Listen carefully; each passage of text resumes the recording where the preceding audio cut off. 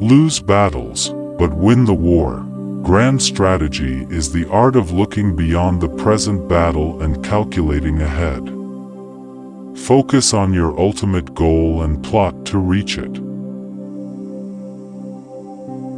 Do not fight them. Instead, think of them the way you think of children or pets, not important enough to affect your mental balance. Events in life mean nothing if you do not reflect on them in a deep way, and ideas from books are pointless if they have no application to life as you live it. It is your own bad strategies, not the unfair opponent, that are to blame for your failures. You are responsible for the good and bad in your life.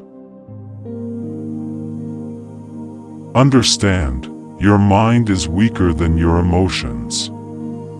But you become aware of this weakness only in moments of adversity, precisely the time when you need strength.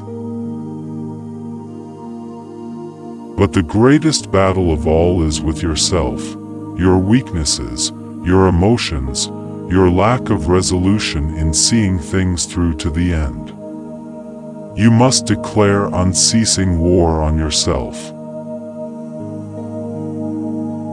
Everything in life can be taken away from you and generally will be at some point. Your wealth vanishes, the latest gadgetry suddenly becomes passé, your allies desert you. But if your mind is armed with the art of war, there is no power that can take that away. In the middle of a crisis, your mind will find its way to the right solution. When you have success, be extra wary. When you are angry, take no action. When you are fearful, know you are going to exaggerate the dangers you face. Think of the mind as a river. The faster it flows, the better it keeps up with the present and responds to change. The faster it flows, also the more it refreshes itself and the greater its energy. Your mind is the starting point of all war and all strategy. A mind that is easily overwhelmed by emotion, that is rooted in the past instead of the present, that cannot see the world with clarity and urgency, will create strategies that will always miss the mark. Our successes and failures in life can be traced to how well or how badly we deal with the inevitable conflicts that confront us in society. No matter how far we progress, we remain part animal. And it is the animal in us that fires our strategies, gives them life, animates us to fight.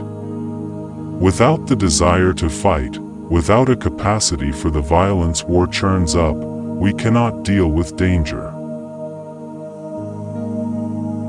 Your days are numbered. Will you pass them half awake and half-hearted, or will you live with a sense of urgency? Life has more meaning in the face of death. Being attacked is a sign that you are important enough to be a target. You should relish the attention and the chance to prove yourself. The truth is that everything starts from the top. What determines your failure or success is your style of leadership and the chain of command that you design. Every day you face battles. That is the reality for all creatures in their struggle to survive.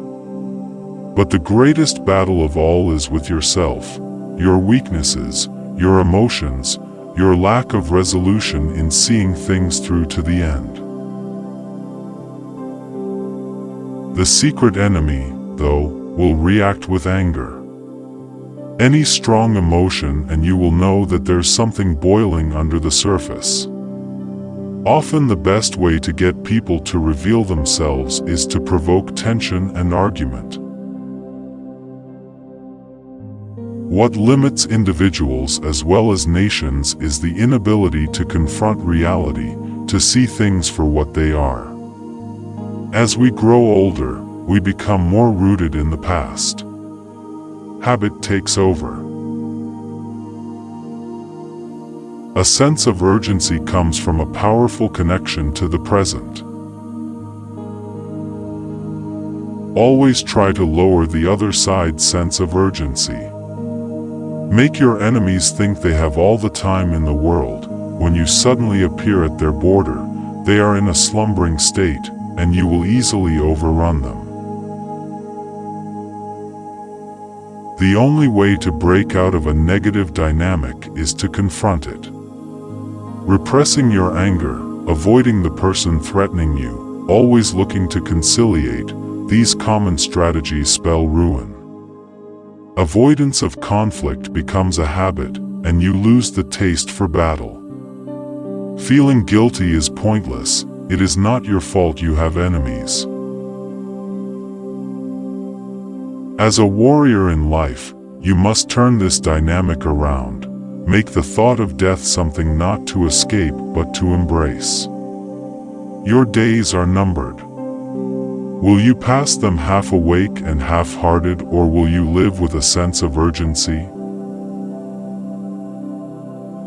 Nature has made up her mind that what cannot defend itself shall not be defended.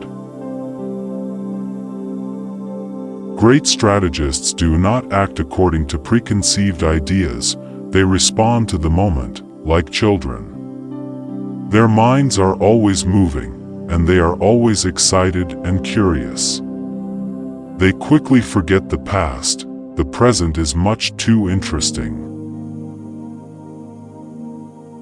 Do not be lured by the need to be liked. Better to be respected, even feared. Victory over your enemies will bring you a more lasting popularity. If you feel lost and confused, if you lose your sense of direction, if you cannot tell the difference between friend and foe, you have only yourself to blame. What people say about themselves does not matter. People will say anything. Look at what they have done. Deeds do not lie. You must also apply this logic to yourself. In looking back at a defeat, you must identify the things you could have done differently. This means that you yourself are largely the agent of anything bad that happens to you. With more prudence, wiser policies, and greater vision, you could have avoided the danger.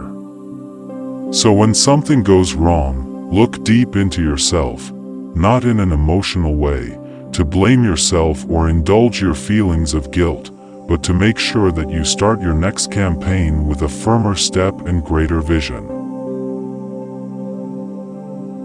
When we are tired, it is often because we are bored. When no real challenge faces us, a mental and physical lethargy sets in. Sometimes death only comes from a lack of energy, and lack of energy comes from a lack of challenges, comes when we have taken on less than we are capable of. Aggression is deceptive. It inherently hides weakness. Aggressors cannot control their emotions. Without enemies, you will not know how or where to maneuver, and you will lose a sense of your limits, of how far you can go. The world is ruled by necessity. People change their behavior only if they have to. They will feel urgency only if their lives depend on it. The leader who tries to change the group's spirit directly, yelling, demanding, disciplining, actually plays into the teenage dynamic and reinforces the desire to rebel.